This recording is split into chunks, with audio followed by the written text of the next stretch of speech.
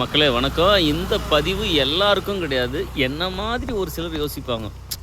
என் மரணம் ஒரு நல்ல இயற்கையான இடத்துல இருக்கணும்னு ஆசைப்படக்கூடிய ஒரு சில நண்பர்கள் என்ன மாதிரி திங்க் பண்ணுறவங்க இருப்பாங்க.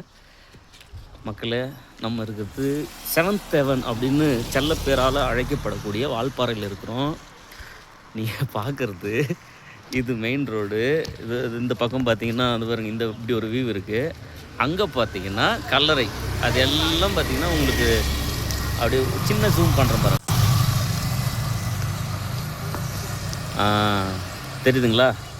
இது வந்து கல்லறை. அந்த ஆன்மாக்கள்